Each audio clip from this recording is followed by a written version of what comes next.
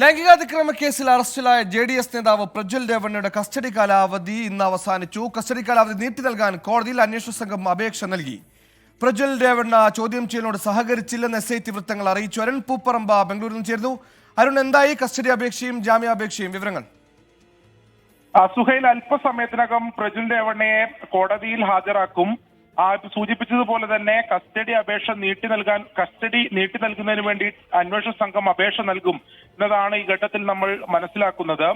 ഈ 6 ദിവസത്തെ കസ്റ്റഡിയിലെടുത്ത 6 ദിവസം ചോദ്യം ചെയ്യലിൽ ഒരു തരത്തിലും പ്രജ്വൽ രേവണ്ണ സഹകരിച്ചില്ല എന്നതാണ് അന്വേഷണ സംഘം പറയുന്നത്.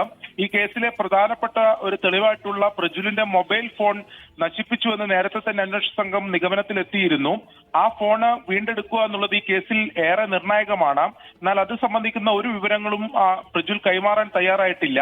അതായത് 1 വർഷം മുമ്പ് ഈ ഫോൺ കാലപ്പഴക്കത്തെ തുടർന്ന് ഉപേക്ഷിച്ചു എന്ന മറുപടിയാണ് നൽകിയത്. അതോടൊപ്പം തന്നെ അന്വേഷണ സംഘം പറയുന്നത് ഈ കേസിൽ കൂടുതൽ ചോദ്യം ചെയ്യൽ ആവശ്യമാണ്, കൂടുതൽ തെളിവെടുപ്പ് ആവശ്യമാണ്. അതുകൊണ്ട് കസ്റ്റഡി ആവശ്യപ്പെടും എന്നതാണ് പറയുന്നത്. എന്തായാലും പ്രജ്വലിന് ജാമ്യം ലഭിക്കാൻ സാധ്യതയില്ല. ഒരുപക്ഷെ കസ്റ്റഡി അല്ലെങ്കിൽ റിമാൻഡ് ചെയ്യാനുള്ള സാഹചര്യമാണ് ഇപ്പോൾ കാണുന്നത്. അല്പസമയത്തിനകം പ്രജ്വൽ രേവണ്ണയെ കോടതിയിൽ ഹാജരാക്കും. ശരി, അരുൺ പൂപ്പറമ്പയുടെ വിശദാംശങ്ങൾ നൽകിയത്. ഹാസൻ മണ്ഡലത്തിൽ നിന്ന് പ്രജ്വൽ രേവണ്ണ തോൽക്കുകയും ചെയ്തിരിക്കുന്നു.